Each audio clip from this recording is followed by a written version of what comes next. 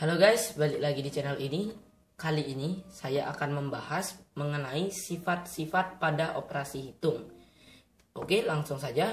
Jadi, secara umum terdapat 3 sifat pada operasi hitung, yaitu sifat komutatif, sifat asosiatif, dan sifat distributif. Nah, untuk di video ini saya akan menggunakan bilangan bulat saja untuk mempermudah kalian mengerti. Gitu aja lah gampangnya.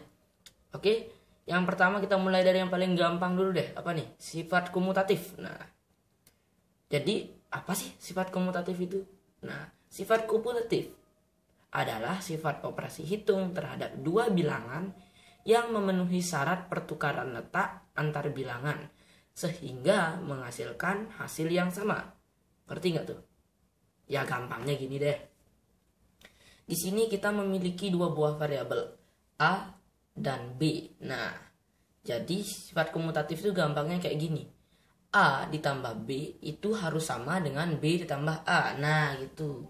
Jadi tinggal dibalik-balik aja gitu.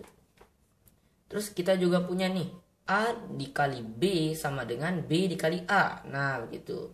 Tapi perlu diingat, sifat komutatif hanya berlaku pada penjumlahan dan perkalian, teman-teman. Jadi, untuk pengurangan dan pembagian sifat komutatif ini tidak berlaku gitu. Ini contohnya. A dikurangi B tidak sama dengan B dikurangi A. A dibagi B tidak sama dengan B dibagi A, begitu. Kita juga sudah punya contohnya di sini. 2 ditambah 5 itu berapa? 7 kan? Nah, kalau kita balik menggunakan sifat komutatif menjadi 5 ditambah 2, hasilnya juga tetap 7. Begitu juga dengan perkaliannya, 2 dikali 3 sama dengan 6. Kalau kita balik menggunakan sifat komutatif, 3 dikali 2 sama dengan 6. Nah, gitu. Itu sifat komutatif. Sekarang kita lanjut lagi ke sifat asosiatif ya.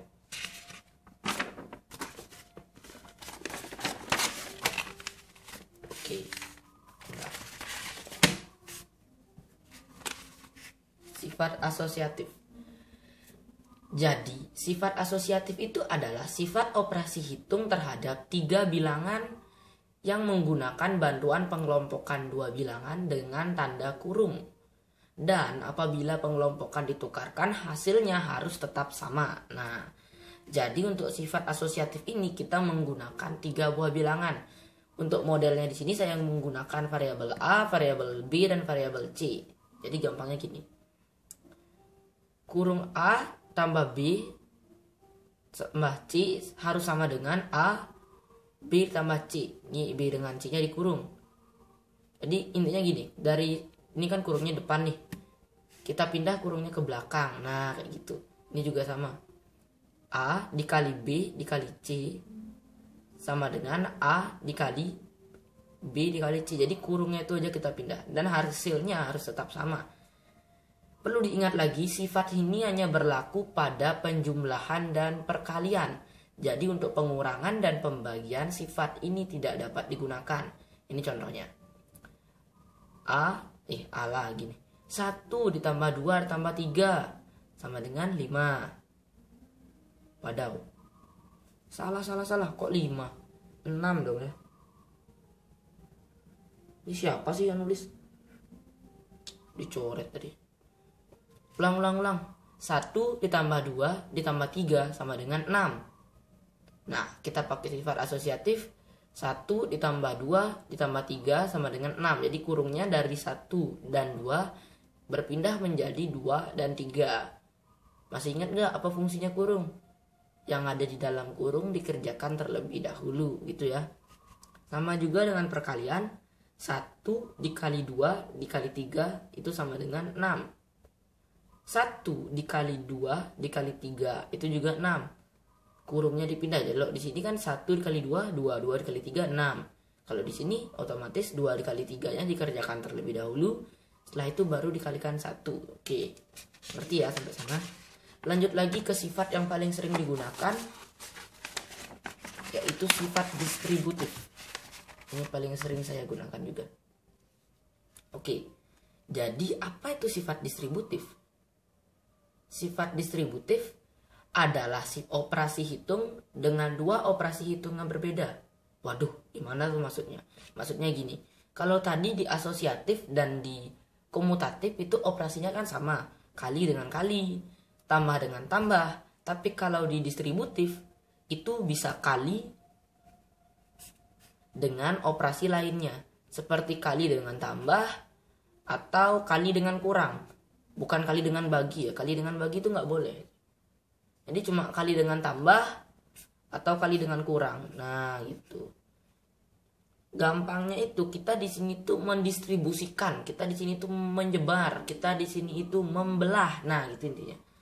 Kita membelah. Contohnya ini.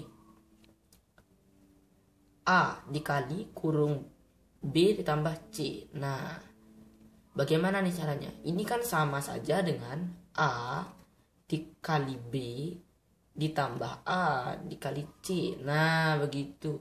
Jadi kayak gini jadinya, A dikali B ditambah A dikali C gitu. Terus di mana nih operasinya sering dipakai? Biasanya nanti kalau di aljabar atau persamaan linear nih bakalan sering banget dipakai. Oke, langsung aja kali ya ke contohnya. Di sini saya sudah punya 2 dikali 3 ditambah 4. Nah, sama dengan 2 dikali 3 tambah 2 dikali 4. Berapa tuh?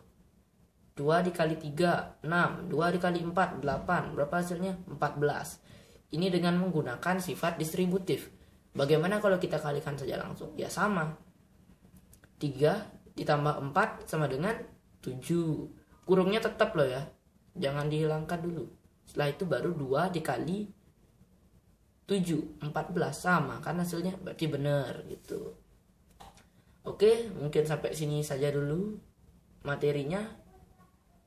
Sampai jumpa di video selanjutnya. Bye-bye.